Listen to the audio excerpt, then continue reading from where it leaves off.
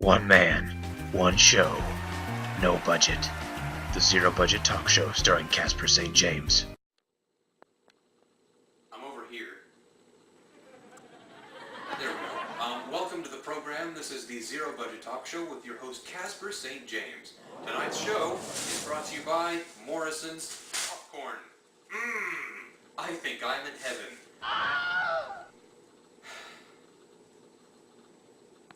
Let's look at the Twitter responses from yesterday's show. Ed Frederick Handel says, LOL, die Larry die. Harsh criticism. You would never have gotten that listening to his symphonies. This one comes from In-House at Rongo5000 says, he knows what he did. Hashtag die Larry die. Always good to hear from Rongo.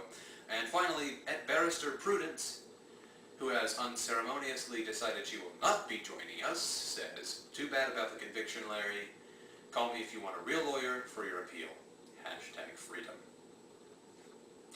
If she's anything like her sister, Judge Judy, she might reconsider the use of the word real in her tweet. Well, the results are in. Larry is dead. And because of Twitter at that. That is the power of social media, folks. What? Yes? Okay, well, we'll be right back with our square table debate with St. Carmichael and Wiley Huxley. We're not exactly sure what they're going to be debating. Apparently our writers thought they could wing it. I'm going back there to fire them now if they can't come up with something before the commercial break ends. So please enjoy our commercial break, because they won't. Oh, hi! I didn't see you there. Have you ever been famished? Have you ever needed a snack? Are your other snacks just too inconspicuous? You can count on Morrison's corn bags to satisfy all of your oversized snacking woes. Morrison's corn bags comes fully equipped with finger-liking goodness. Goodness, that just couldn't taste any butter. Wink. Oh, sorry. Each bag will not only satisfy your nutrimental needs, but it also doubles as a Luctus pillow. No longer will anyone mistake your snacks for mediocre morsels of munchiness. Be the talk of the town. Promptly buy yourself a Morrison's corn bag today, before they go stale. Like grease lightning. So buy Morrison's corn bags before they're recalled.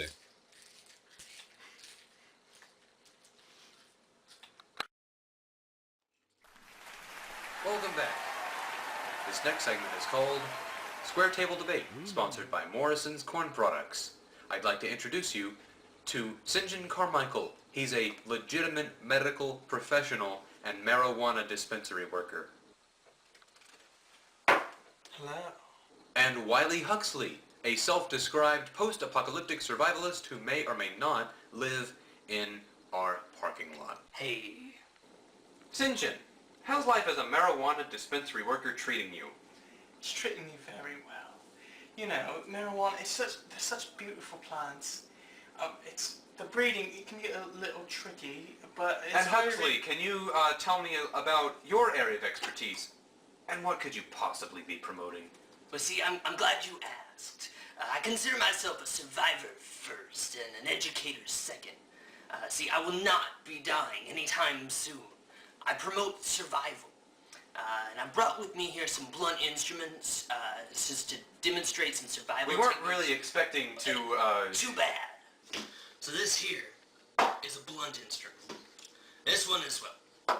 This one here is a particular favorite of mine. It's got a flat end for bluntifying, and a sharper end for stabbing of sorts. In the event that there are no zombies, don't be fooled. There are always zombies. Go ahead and build yourself a tower as tall as you can get it.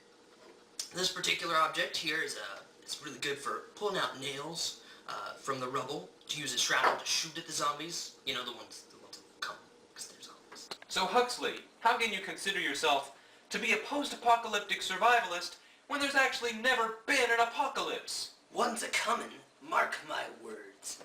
2 lab rats. That's all you need. I've seen the signs, I've smelled the air, and it is foul. Oh, sorry. I just came from the dispensary. And after I gave away our last set of Febreze last episode. Anyway, shall we proceed to the discussion? Here are the rules. You may not go beyond your allotted time, and you may not interrupt one another. Our writers would like you to discuss eminent domain. Eminent domain.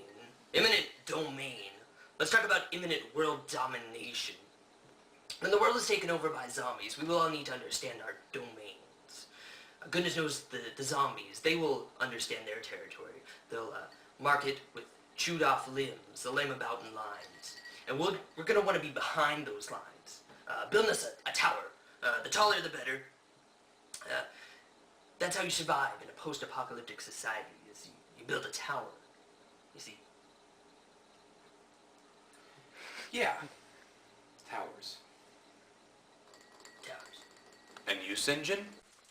Well, I'm not particularly well versed in the legal definition of eminent domain, but I am working on a recipe for marijuana pizza called Imminent Destruction. It blows your mind as well as your waistline.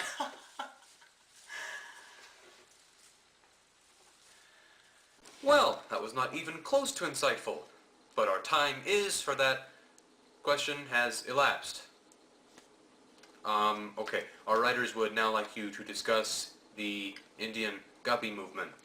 Guppies? Ain't no guppies in a post-apocalyptic world. Unless there are. In which case we need to find them. Because guppies are a good source of protein. So if we find them, we can eat them. Like, if there were a pool of guppies... Now you don't dive right in there, okay? It's probably toxic.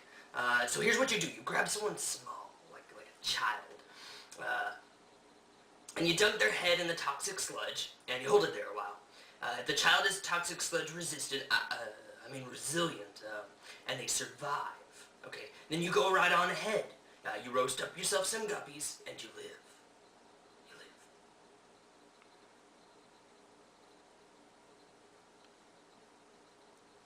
live. Okay.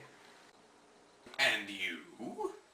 I mostly use guppy tanks to hydroponically grow my wares. I find that the fish waste that fertilizes the plants rather nicely. Plants that grow well hydroponically include Blue August Rush, the Lindy Hop, the Reefer Man. Ooh. Sterling silver analysis, gentlemen. For our final question, how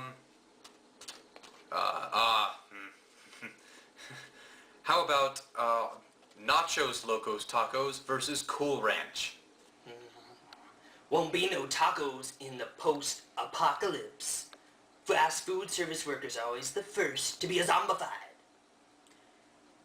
Could you run that by me again? Won't be no tacos in the post-apocalypse. And you, St. I much prefer the Cool Ranch tacos as opposed to the what are they? The nacho tacos. I just, when the munchies hit, I just crave the Cool Ranch. But I can see the merits to the... No tacos, I say. None. Zit. Zilch. Nada. No tacos. Just towers and zombies and lots of tears mingled with salty sweat and salty blood. Okay, well...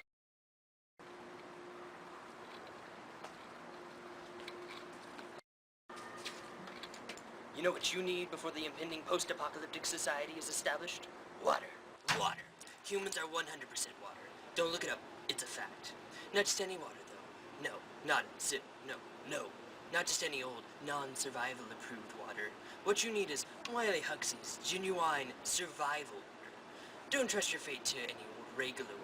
It's most likely toxic and deadly, and you'll end up a zombified freak no quicker than you can fashion a splint from the torn fragments of flesh that you will find amidst the rubble. Instead, quench your post-apocalyptic-sized thirst with something that won't ruin your chances of starting the human race over. Wiley Huxley's special brand survival water is zombie-proof, idiot-proof, apocalypse-proof, and tower-safe. Not guaranteed safe for children, pets, or any hybrid thereof. Huxley's survival water. Buy it, or take your chances.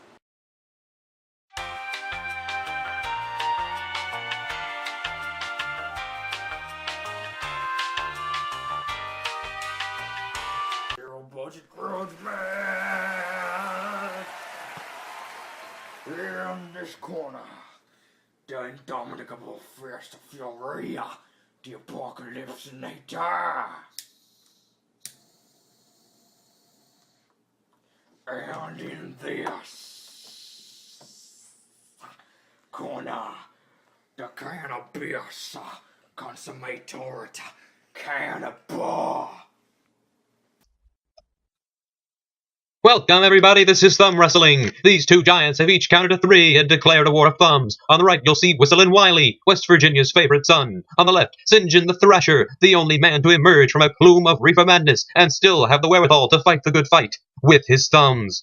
As you can see, each attack and counterattack is carefully coordinated. It's a ballet of bloodlust. Oh, and I didn't mean that literally, but it seems to have been taken that way. There's blood everywhere. They're dying. What was once a proud and civilized game is now an exhibition in barbarianism. I can't describe you the horror that is before our eyes. All I can tell you is that this will go down as a black day in thumb wrestling. That's the end, folks. They are most certainly dead. Though, as if controlled by the force of specters, their nerves are making it to where they're still moving. This is a haunting and chilling sight indeed. Horrible. We'll be right back.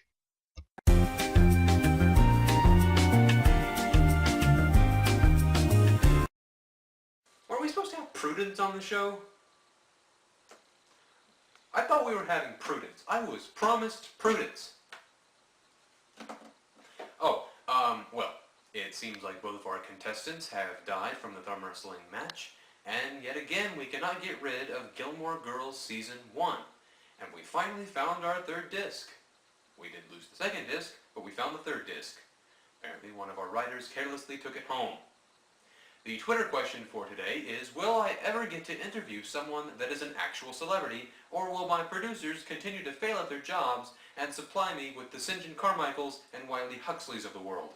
Tweet #fired if you think the producers will remain incompetent, and #moving on up if you think they will manage to keep their jobs.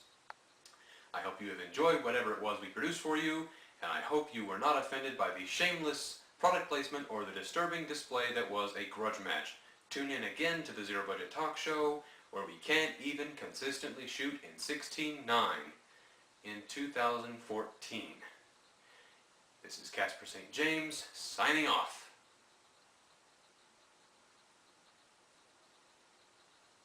I think we've been over this week.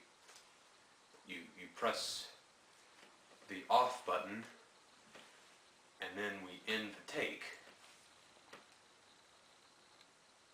Getting kind of uncomfortable.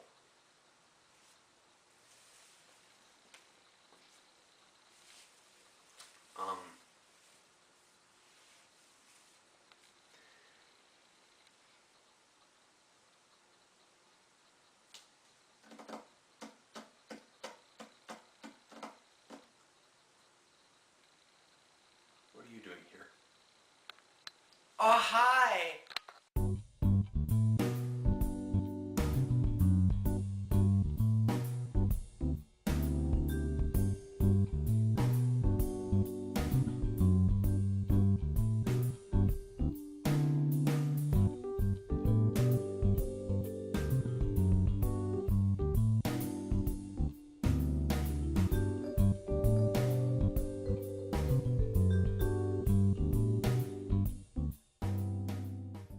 Lead us to a new age! Shimaru.